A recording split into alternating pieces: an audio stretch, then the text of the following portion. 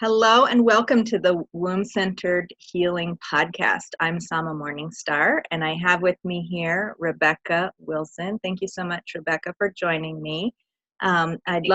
Yes, and Rebecca is a member of the Womb Centered Healing Temple Facebook group and was sharing about her womb-centered healing work, and I said, I want to talk to you about that on the podcast. And so here we are. So Rebecca, would you please introduce yourself a little bit more and share about what got you into womb-centered healing work? Well, first of all, thank you so much for having me. It's a joy to be here. So my personal journey it's evolved over time, but it began with being on the contraceptive pill as a teenager, and just realizing that wasn't something that felt healthy for me. So coming off the pill and just having a really terrible time for about 2 years of not being on the pill, but not having a period. I was basically premenstrual for 2 years. It was intense. I had cystic hormonal acne all over my face. I gained so much weight. I was bloated, uncomfortable, depressed, anxiety, lethargy, all of the stuff that we feel for those few days before we bleed, but for like 2 whole years, which is extreme. Wow. And so I began then a whole detoxification process of my body, my hormones, my gut. Everything was just out of alignment. And so I very much followed this like medical route to begin with. I studied nutrition, hormones. I was really interested in the endocrine system, and eventually got myself on track, started having regular cycles. And I feel like because when I was on the pill, I wasn't bleeding either. So I'd had a really long time without having a false bleed or a real bleed. So when my cycle started coming back, I just became really in tune to the power of having a menstrual cycle and all the different phases. And it was, and because I'd lacked it for so long and missed it so dearly, that when it came back, I was like, yes. And I was just loved it, and I wanted to track my cycle and do everything that I could possibly do. So it was like this, it felt like Christmas. All my Christmases and birthdays had come at once because I finally had this bleed, and so I was never going to take it for granted again. So I became really involved in my like cycle practices. And that was the beautiful way in. And then I spent a lot of time helping women with the menstrual cycles, just tuning into that and their bodies and their rhythms. So much so that then, was it a year or so, 2 years ago, I took the work deeper and started to realize, so this space actually, now I'm beginning to understand not just only the seasons and the cycles as they are, but my own emotions and energies that come with them. And then even deeper, the kind of shadows that come up at certain parts of my cycle, and where's that coming from? Why does that only come up at this time and not that time? So it's a really kind of deeper, interesting journey for me to see at the same point in each part of my cycle, these same or similar things would start coming up for me to journey and essentially to heal. So that became the deeper kind of journey there. During this time, I had trained with one of my teachers, Uma Dinsmore Tully, in womb yoga. So this was also a really profound journey of remembering all of these ancient practices that, witches and priestesses would have used long before patriarchy took away our right to practice medicine and magic. And then my own personal journey, I've fallen pregnant, which I ended up having a miscarriage. And it was at this point that, it like really woke up for me through this trauma and this loss, which seems to be the way with a lot of people in general and women when we've had a traumatic or very emotional experience, that there's always, I like to describe it as like an invitation, an initiation into a deeper part of ourselves, into knowing more about ourselves. And for me, it was very much like this initiation into womb awakening, like my womb just awoken to many, many different codes of information, but also all of the things that she was storing that didn't need to be there. And really understanding that the womb is this hollow space, and she has this energy of holding, but if it's not holding a life, maybe there's other things she holds too, like energies, emotions, patterns, other people's imprints, other people's emotions, past partners, the trauma from our lineage, from our maternal line, which then really took me into something that I know we've discussed, which was like gestational imprints and trauma. How was my birth? How did I live in my mother's womb? How has that affected me?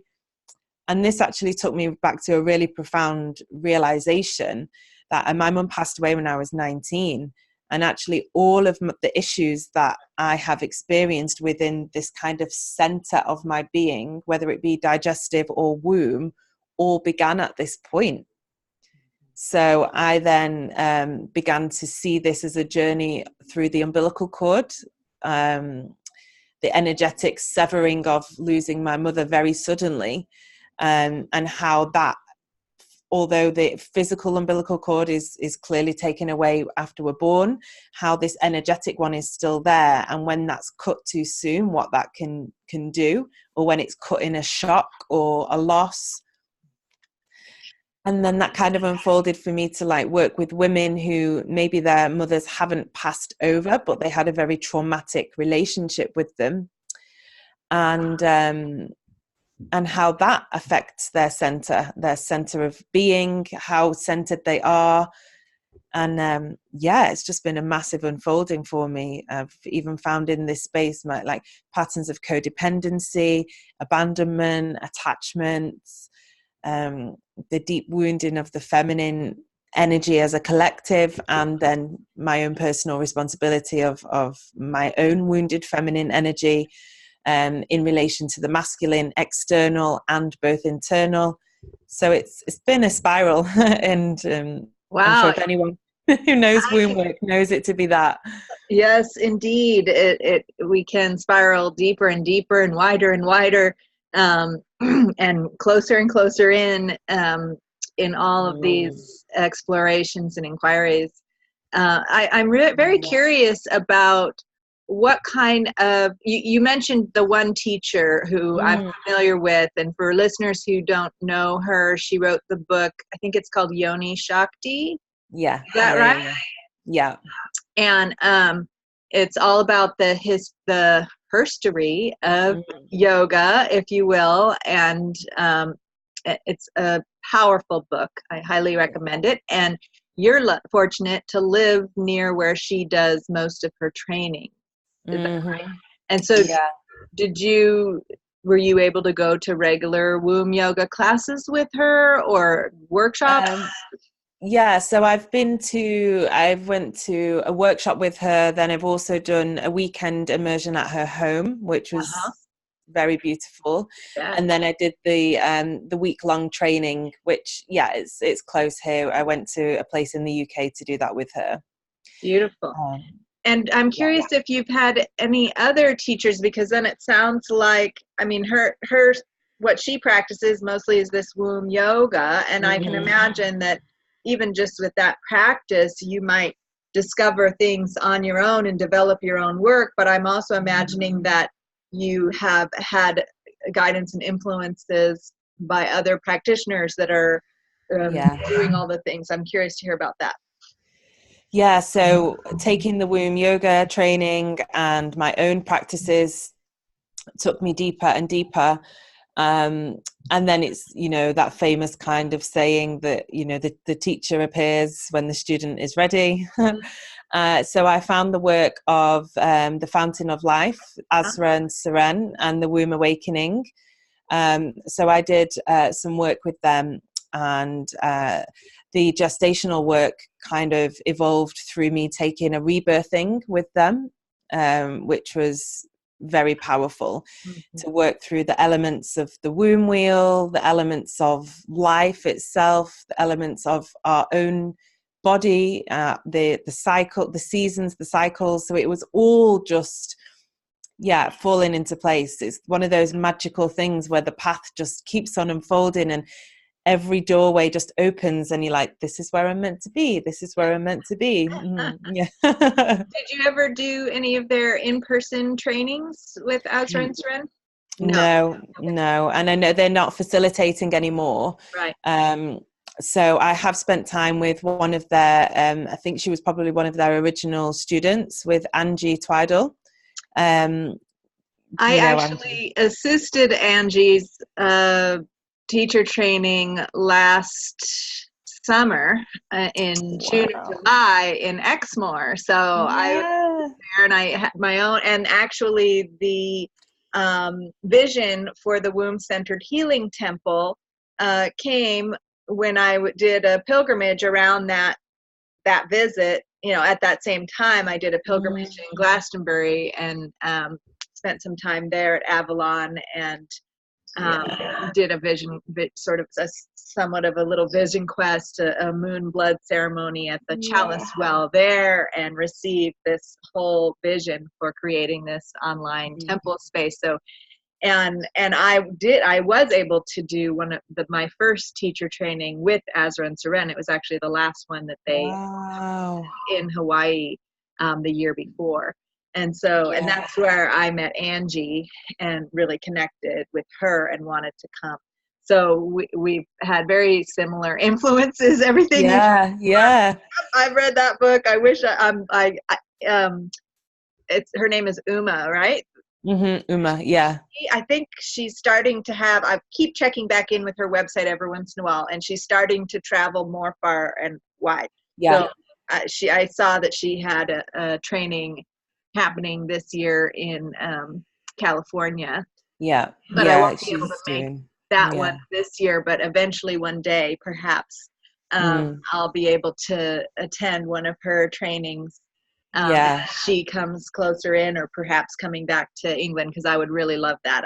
Her book deeply influenced me, because I'd been studying yoga for my whole life. Yoga has been my path, and to hear her approach to it, and how it was originated from our women's natural rhythms of menarche, menstruation, childbirth, breastfeeding, menopause, that the biggest thing that stuck with me from her book is that those natural processes for women produce the very states of aliveness and awareness and spiritual embodiment that all the yogis, the men, wanted to experience that too. And that's why they started doing that intense yoga, to like have the same kind of experience that women could just naturally have if fully supported, to be fully honoring and revering that cycle of life in their body. The patriarchal attitude towards menstruation and female reproductive power totally disrupts that. And so why is there so many women in yoga classes, is because we're trying to find that again. And and so that's beautiful, and so lovely. So then, out of your did you do the full apprenticeship with Seren and Azra? No, so I did the rebirth with them, and I also did it was like the vision quest, like what you explained you had in Glastonbury. It was like a manifestation, womb manifestation vision questing, which was amazing. What vision did you receive on that quest? So my vision for the work that I do now. So I took the vision quest, and I imagined myself holding my circles, retreats, online work, everything that I'm doing now. Actually, there's not even one thing that hasn't happened that I visioned. And then this was like, okay, this is the proof for the mind. whenever it tries to get involved, that the womb is the center of all creation. And when we drop that seed with the intention in that space and cultivate the growth of that seed, it's sure to bloom, it's sure to grow. Indeed. It's so powerful when we're creating from our center of creativity, Yeah. and fully connected, because, you know, for me, one of the biggest parts of, one of the biggest impactful messages from working with Azra and Seren, and that is related to the whole trauma recovery thing, is the rift between our logical thinking mind and our subconscious feminine hindbrain that makes up like 95% of our brain, and the whole rest of our body is part of that whole somatic, dream, visionary part of ourselves, and that we've been taught to just rely on this 5% of our brain that's responsible for logical thinking, to understand the world and to create anything or come up with anything. And we're totally limited if we don't reconnect and revalidate this, the mothership, basically, Seren would call it. This is the mothership, and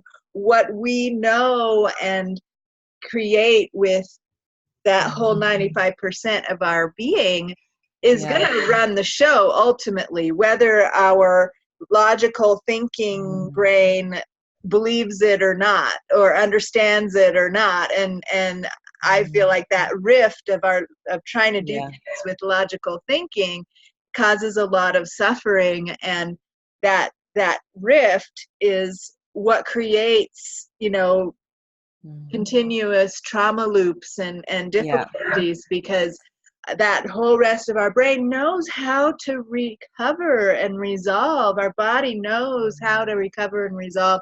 We can reclaim parts of ourselves through that visionary work, through dream work, through body-centered, womb-centered movement, sound, breathing. Whereas the logical thinking mind, if we like talking therapy, it's been proven that it doesn't work for recovering from trauma. So I'd love to hear about your process of recovery from, and integrating when you realized, the death of my mother at 19 was a big womb trauma. What did you discover that you were holding? What kind of processes did you go through to come to a healthier way of being around all of that? So one of the big patterns that I woke up to was for myself, I like stepped into the mother role. So at 19, I became then the mother of the household. Nobody asked me to do that. I obviously chose to do that. It wasn't a conscious choice. I just stepped into that role, ultimately because that was easier than it was to look at and feel into all of the pain that was going on. So that fragmentation. Did you have younger siblings? Yeah, so younger sister, 3 years younger, but still she was at a very kind of, she was 15, 16. So again, even more so at that crucial point in her coming into her menarche and her just coming into age. So I kind of stepped into that space, became the mother energy, but it was, and it was coming from a real space of like needing to control, not necessarily other people, but just trying to control the situation, because we'd all lost control, because it was just, you can't control grief. It is just what it is. You can't control how you feel when somebody passes away. It's the unbearable and it has to be felt. But I had these really strong like control needs, because it had to be just so, because I was just keeping that lid on it, over time. And then I would have outbursts, and then I would pop the lid back on, and then out and then in. And it was just like this constant dance. So this is one of the biggest realizations. I mean, I could probably go up into thousands that I've found within myself. but that kind of needing to control the emotional part of myself, when actually, reflection is a beautiful thing, but reflecting upon that, if I would have had the space, provided myself the space, given myself the permission to feel it in those moments, would the final outburst or there's no final, but when it came to a big blow and it was all like, messy, would it have been that big? Because it had been suppressed for so long. It was just this small, wounded little girl inside that needed to cry. But because I didn't really allow that for so long, when it did come out, it was like, oh, you're a grown adult in your 20s now and you're having a breakdown. Rather than, if I'd have had that space to and allowed myself and give myself that permission to cry at that earlier stage, the grief would have been grief, but it probably wouldn't have been this big explosion. And for me, it was all stored in my body. The trauma was just so physical. I'm a very physical person. I've danced since I was young. I'm very physical with like my body, and I love to move. So it was all trapped in knots and blocks, and so it was everywhere, just stored in my body. And so it was through somatic movement and dance and breath work and free moving that supported me to release this, as well as the work with the womb awakening and like the dream time and the visions. Before I got to that part of my journey, I'd taken a lot of courses and trainings, and I took a yoga teacher training, but it was very kind of spacious in embodied movement rather than linear yoga, because I realized that this kind of set sequence was only going to feed into this control energy that were all patterns. Yes, indeed. A-type, Pitta Pitta, Ashtanga. So I just dropped back into the body, and we would find places where the knot was and just move it for however long until the emotion would come up and it could be released. So this is, been part of my journey, which now is something that I share, because of course what we journey ourselves becomes what we share in the world, because we've had the embodied experience of it. Indeed. So the physical release of the trauma blocks is one of the many things that I'm so passionate about, because I understand from my own experience just how much it's real. It really does lock in there, in the hip, in the spine, in the shoulder, in the back of the brain, wherever it is, it's locked in until it's ready to be released. And then it can be released through visions, through dream quest, through yoga nidra, and also through movement. So I have a couple of questions that that are lining up as you're talking about all of this. We have a very similar journey. And so for those who are unfamiliar with yoga nidra, would you give a little bit of a description of that? Yeah, so yoga nidra loosely translates to yogic sleep. And it is that liminal space. So my experience of yoga nidra, as well as working with shamanic teachers and doing shamanic journeying, is the two of them are very similar to me. We enter into a liminal state where we're not awake, we're not asleep, we're somewhere in the middle, and we're journeying. So there's many different forms of nidra. A lot of them, it's about bringing consciousness or awareness to different parts of the body. And your guide will say, like right shoulder, left shoulder, and you're scanning your body with your awareness. And the way that the journey takes you, it takes you into this altered state. And this is the healing state. Very similar to a journey where you might just be listening to the drum and be taken into that altered state, or the rattle, or a guided shamanic journey with somebody's voice who might take you down the spiral staircase and through the door. And again, it's that in-between state, which is the healing state. And there's official terms, which I don't have it all straight, for the frequency of our brain waves and all of that. One of my teachers was just talking about a new set of terms for the flow of the cerebral spinal fluid and the waves, the different wavelengths that can happen in that as we get into these different states. Yeah. Because one of my clients, I just completed an aquatic body work training. Wow. The beginning of the training, working towards certification, and I had a practice client come, and after the session, she said, "Wow, the trees are breathing." Like she could see the trees breathing. And my teacher said, "Oh, that's this." She had a fancy term for it. I don't remember. We'll have to upgrade my terminology. But that's a specific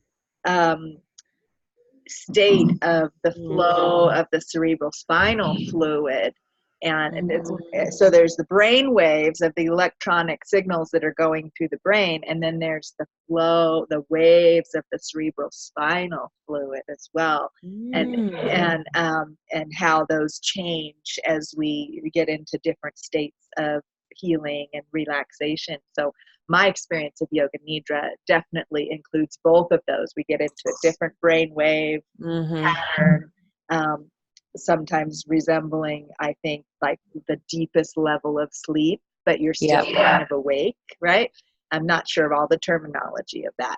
But then we're also having a different flow of a different wavelength of our cerebral spinal fluid. So wonderful. Thank you for articulating that. I love yoga nidra, and I've done some of Uma's recorded yoga nidras that she has online too. So I love being able to connect with her in person. And then of course all of the journeying, the guided meditation journeying, and the just dance, body centered awareness at a certain point.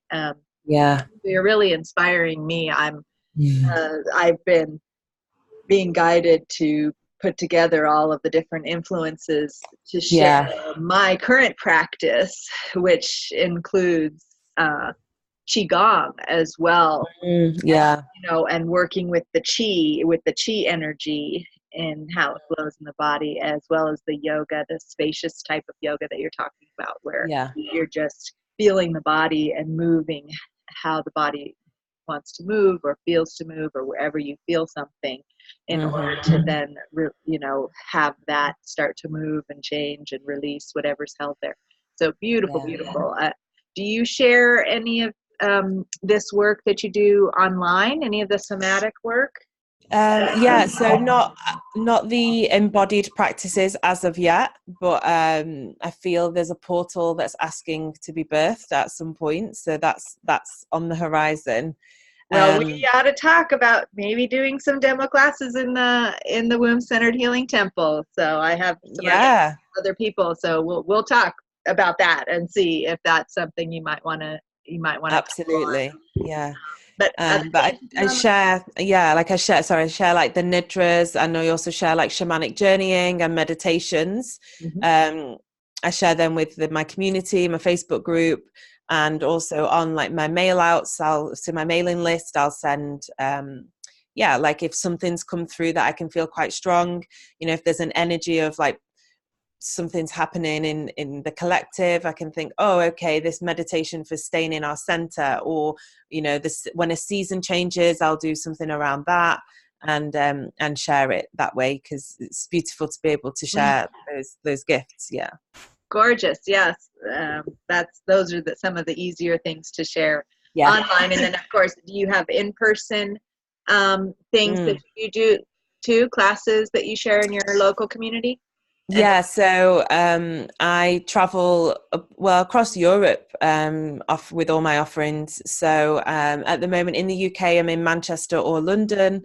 I'm going to be in Ireland and Sweden and Denmark in the next few months. And then I host in-person retreats in Portugal. That's where I've been holding the week-long immersions. But I also hold weekends in the Peak District and in Glastonbury in the UK. They're both powerful kind of energy spaces. Do you perhaps know Janita D'Souza? No. She's another somewhat of a founding member. She was the first person. She lives in London, and she's the first person I told, because I visited her in person when I was there, about the vision for the Womb Centered Healing Temple. So other people in the group will recognize her name. And Yeah. I encourage you to check out in the Womb Centered Healing Temple Facebook group. She posts, because she's been on the summits and things like that. She posts about her work, and she holds retreats in Glastonbury as well as other places. Wow. So she might be someone that you might want to connect with and follow what she's doing. She does dark feminine retreats, and nice. Reclaiming the dark feminine.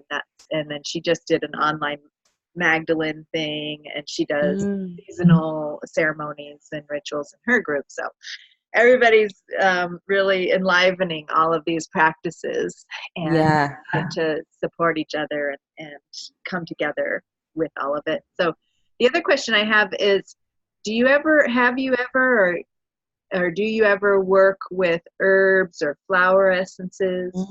Anything that you do? I'd love to hear about that. Yeah, so I do work a lot with herbs, as in for teas and for yoni steaming. That they're my kind of two practices with herbs at the moment. I have worked with flower essences that have been recommended to me from other practitioners, but I've not made them myself. But yeah, I love using like raspberry leaf and rose and hibiscus. Especially for drinking and for steaming, and also I love mugwort for dreaming. It's a nice dreamy Lovely. And so for steaming, what does your steaming practice look like? Do you do that throughout, or just for certain ceremonial purposes? Or I work very intuitively in all aspects of my life. Again, like removing that control pattern was very freeing for me to actually just kind of think, oh, now, and just follow that instinct. Usually once a month I'll steam. Sometimes it's longer than that, sometimes it's more. I just go with the flow. My womb knows best, as I'm sure you know that feeling so well. There'll be that moment where it just drops into my awareness, like yoni steam, and I'm like, okay, she wants to steam. And interestingly, many people might think that when we have those moments of those thoughts coming in, that it's our brain telling us something. But I'm like, oh no, it's the womb talking. So she'll say yoni steam, and so that will be my journey. So I'll prepare myself, take the steam. I might listen to some music or meditate, or I've got a drum. Sometimes I play the drum. It really just depends on where I'm at, emotionally, physically, mentally, spiritually, at that time that I'm having the call. And do you find the steaming to be supportive for continuing the trauma recovery process? Yeah. For me now, it's much more of kind of like a inwards connection and almost like a spiritual connection. With having I've done so much work to kind of clear. Not that that's ever done, of course. There's always more layers, but that big initial trauma of my mum, and also the miscarriage, which were very kind of closely linked in that kind of birthing line and child mother. And a lot of that has been cleared now. There's always, of course, like I say, residual. But now I find that the steaming for me is much more of like self-care, and also just a space to just really drop into the wisdom of my womb, rather than it being something that's still helping me process.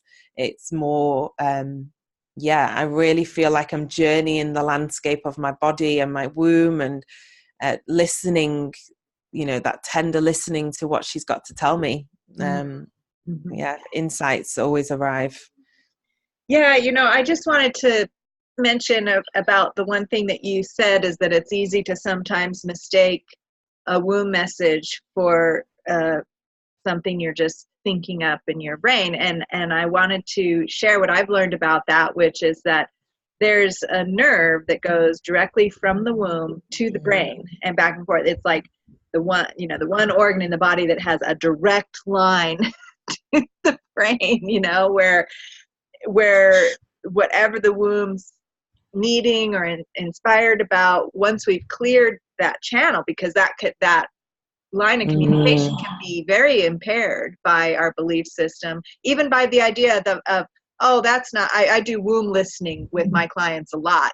And one of the biggest things that I hear from people who are struggling with it is, how do I know the difference between what my mind is saying and what my womb is saying? Well, really, your womb is just bringing the idea right to your mind. Yeah. So, you know, and so there's ways to feel. I mean, if you're coming up with an idea that's really not healthy for you and feels like an unhealthy pattern that you've repeated over and over again, you might say, oh, this feels like an unhealthy pattern. But something that's, you know, going to be, that feels healing for your whole being is likely a message from your womb, even though it shows up as a thought. Yeah. Right? It's kind of that idea that people think like, oh no, that's a bit too, you know, that can't possibly be true, or that, you know, it's a bit too out there. But just cultivating that relationship to understand that actually the womb, or the hara in the men, but in the, you know, the womb and the pelvis is actually the center of our being. We're so often taught that the heart is our center, but actually that's just like 1/4 of the way down. You know, the middle of the top and bottom of us is the pelvis, and this is you know, in the womb awakening work, they describe it as the feminine brain, and the head is the masculine brain. So it's like, I think I need to do, I feel I need to feel. That's my kind of way of perceiving that, which they share so beautifully, which just really resonates with me. And, you know, so just kind of always changing our language around, like, you know, oh, my womb knows best, or my womb thinks this, or, oh, she wants that today. And slowly over time, just changing our languaging, it takes us out of that I think to I feel. So that in itself is a huge practice. So a lot of women who sit in circles, when we go around and share, they're like, I think I feel, and I'm like, but how do you feel? You know, and it's like to remove the think.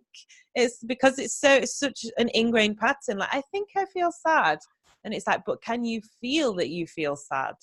Because that disconnect is there. So the I think is like not allowed in the space, and we drop into that I feel. Yeah. It's just a reconnection, you know. And if you consider the whole patriarchal pattern of the domination of the masculine ideas and energies over the feminine, and how that translates into the domination of the masculine brain over the feminine brain. And we look at what the remedy of that is between people, of coming into partnership and sacred union between two people, or even the masculine and feminine within ourselves. You know, the right side, the left side, or sorry, I've got that backwards on my body, the right side and the left side, the masculine brain, the feminine brain, coming into partnership. It's not that one is wrong. There's definitely valuable tools in being able to think things through and logically piece things together. But knowing when that tool is the right tool for the job, and then being able to feel that what that feminine brain is bringing, and articulate that, and have a partnership with all of these, between these energies, and an inner sacred union. So lovely. Well, it's been such a lovely conversation with you, Rebecca. I really appreciate getting to know you better, and I'm sure the listeners are appreciating that as well. And I look forward to talking with you more about potential collaborations in the Womb Centered Healing Temple. If someone wanted to get in touch with you, how would they do so? So I have my website, which is rebecca-wilson.com. Instagram is at Rebecca_Wilson_. And then my Facebook page, which is Rebecca Wilson, and it's Womb Connection, Healing and Awakening. Beautiful. Wonderful. So anybody who would like to find out more about Rebecca's work, please reach out to her through those avenues. And if you'd like to find out more about the Womb Centered Healing Temple, you can go to wombcenteredhealing.com and sign up for the newsletter. You can also check out the membership options for becoming a member of the Womb Centered Healing Temple there as well. All right. Well, thank you very much. And thanks all for listening. And that's all for now. Until next time.